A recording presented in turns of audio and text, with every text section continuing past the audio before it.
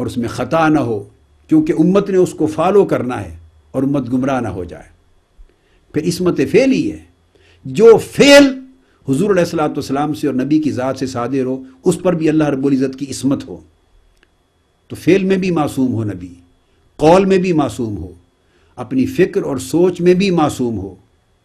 جیسا کہ جسم میں معصوم کیا گیا، محفوظ کیا گیا ہے۔ پھر اس طرح عصمت اخلاقی ہے، چونکہ انہوں نے اخلاق کا نمونہ دینا ہے اور اس میں پسند اور ناپسند کے معیارات دینے ہیں، پرفیکٹ ماڈل آف بیہیویئر دینا ہے، ایٹیکیٹس دینے ہیں، مینرز دینے ہیں۔ تو مینرز اور ایٹیکیٹس کی سطح پر بھی کوئی ناپسندیدہ چیز بھی نبی کی ذات سے کبھی صادر نہ ہو۔ تو اخلاقی عصمت بھی ہو اور عصمت قضائی بھی ہو، قضاء یعنی فیصلہ، عصمت حکمی، حکم اور قضاء جب فیصلہ صادر فرمائیں تو اس میں بھی کوئی غلط فیصلہ آقا کی زبان سے صادر نہ ہو، کیونکہ وہ تو جو کچھ حضور سے صادر ہو رہا ہے وہ شریعت بن رہی ہے، مصدر اور ماخذ شریعت بن رہی ہے، شریعت کا سورس بن رہا ہے۔ لہذا تو عصمت جسمانی بھی ہو، عصمت فکری بھی ہو، عصمت قولی بھی ہو، عصمت فعلی بھی ہو، عصمت اخلاقی بھی ہو، عصمت قضائی بھی ہو، یہ ساری عصمتیں ملیں تو آقا علیہ الصلوۃ والسلام کا واللہ یعصمک من الناس کا الوہی وعدہ پورا ہوتا ہے اور اس کی مقصد اور غایت پوری ہوتی ہے۔ اس لیے حضور صلی اللہ علیہ وآلہ وسلم کا اور نبی کی ذات کا معصوم ہونا، وہ ضلالت یعنی گمراہی سے معصوم ہونا بھی حق ہے اور واجب ہے، یہ مقتضیات میں سے ہے، واجبات میں سے ہے، نبوت کے لوازمات میں سے ہے کہ ذات پیغمبر ہر قسم کی ضلالت و گمراہی سے بھی معصوم ہو، اور اس کے نیچے گناہوں کے باب میں کبائر سے بھی معصوم ہو کلیتاً، صغائر سے بھی معصوم ہو کلیتاً، کیونکہ اگر صغائر بھی ہیں تو بہر صورت وہ اللہ کی نافرمانی ہے، نبی کی ذات سے ممکن نہیں ہو سکتا۔ پھر مکروہات سے بھی معصوم ہو، کیونکہ مکروہات اخلاق کے درجے، مینرز اور ایٹیکیٹس کے درجے میں، طور طریقے اور شعار کے درجے میں آ جاتے ہیں، وہ بھی سنت بنتی ہے اور شریعت وجود میں آتی ہے، لہذا مکروہات سے بھی معصوم ہو اور ہر قسم کی لغزش اور خطا سے بھی معصوم ہو۔ یعنی جو عصمت ہے وہ عن الدلالت بھی ہو، عصمت عن الکبائر بھی ہو، اور عصمت عن الصغائر بھی ہو، عصمت عن المکروہات بھی ہو، اور عصمت عن الخطا بھی ہو۔ ان تمام چیزوں کی عصمت حضور صلی اللہ علیہ وآلہ وسلم کو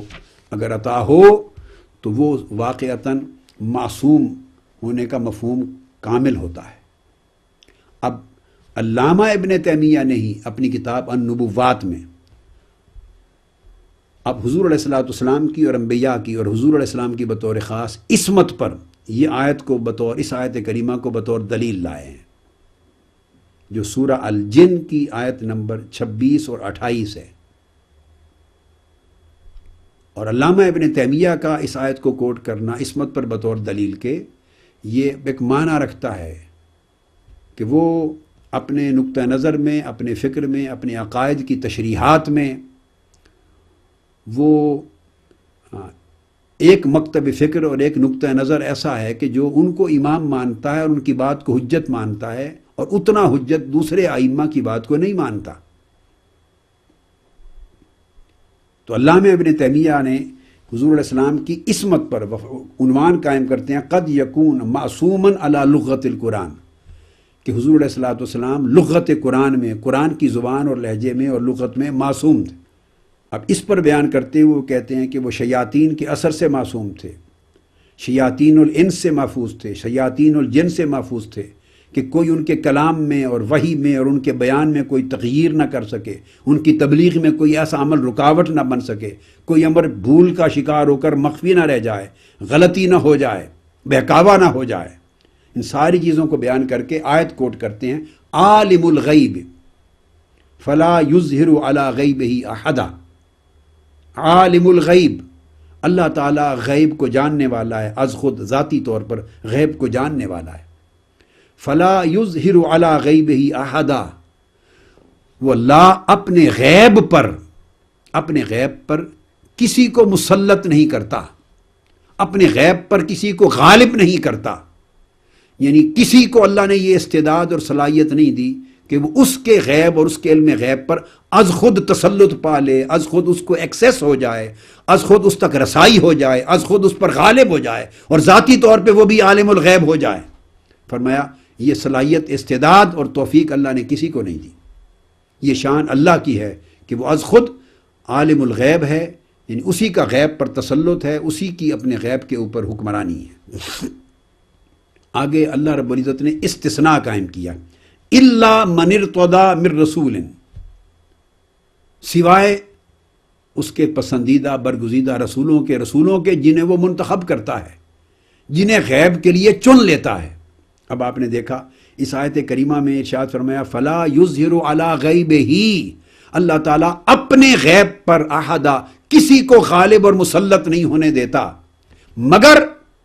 ایکسیس دے دیتا ہے، عطا کر دیتا ہے اپنے رسولوں کو جن کو اس نے چن لیا ہے اسی مقصد کے لیے، اسی غیب کے لیے کہ انہیں غیب پر مطلع کرتا ہے، اور ان کی نبوت ہی غیب پر اطلاع سے عبارت ہوتی ہے،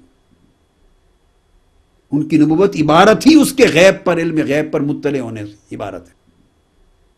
یہ ارشاد فرما کے یہاں تک تھا اللہ رب العزت کا اپنی شان عالم الغیب ہونے کی۔ اس آیت کریمہ کے بعد دوسری آیت کے ابتدائی حصے میں الا من ارتضی من رسول، رسولوں اور نبیوں کی بات کر دی کہ وہ اللہ رب العزت کے علم الغیب پر مطلع ہوتے ہیں، اللہ انہیں اطلاع کرتا ہے، اور ان کی نبوت اور رسالت اسی علم غیب پر مطلع ہونے سے ہی عبارت ہوتی ہے۔ اس کے بغیر نبوت ہی وجود میں نہیں آتی، رسالت ہی وجود میں نہیں آتی، وہ مستثنیٰ ہیں۔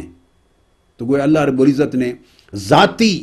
طور پر کسی کے پاس علم الغیب ہونے کی نفی فرما دی، اگلی آیت میں انبیاء اور رسولوں کے پاس اللہ کا علم غیب عطائی طور پر ہونا اس کو خود ثابت فرما دیا، اسٹیبلش کر دیا خود مستثنیٰ کر کے۔ اس کے بعد اگلا حصہ آیت، اس میں پھر رسولوں کی اور انبیاء کی عصمت بیان کی، حفاظت۔ فرمایا فَإِنَّهُ يَسْلُكُ مِن بَيْنِ يَدَيْهِ وَمِن خَلْفِهِ رَصَدًا،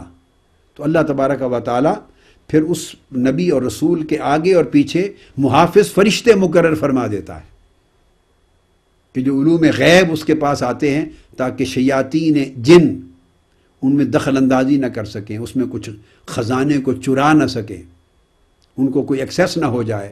تو غیب عطا بھی کرتا ہے اور اس غیب کی اللہ علم الغیب کی حفاظت بھی کرتا ہے، اپنے پہرے دار ملائکہ آگے پیچھے مقرر کر دیتا ہے۔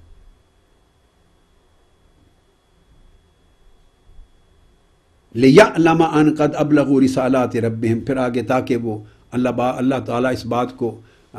کیٹیگوریکلی متحقق کر دے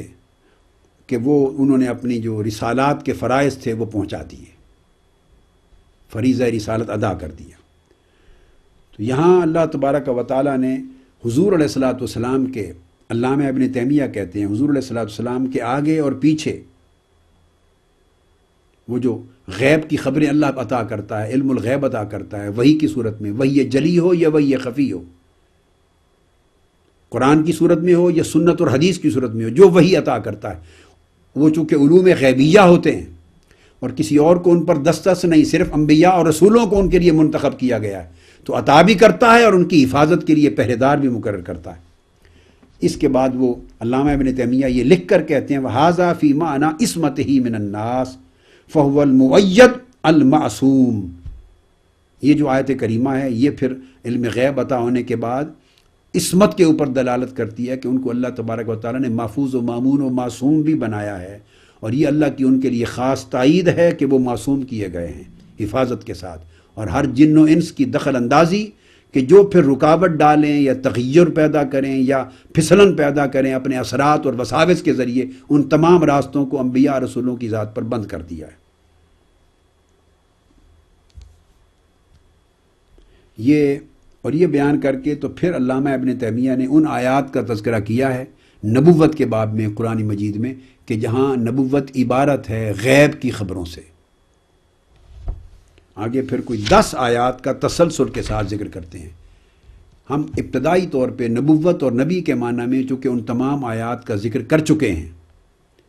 اس سیریز کی ابتدا میں، تو ابتدائی جو میرے دروس اور لیکچر تھے ان میں نبوت اور نبی کے معنی پر چونکہ گفتگو کر چکا ہوں، اس میں نے ساری آیات پہلے کوٹ کر دی.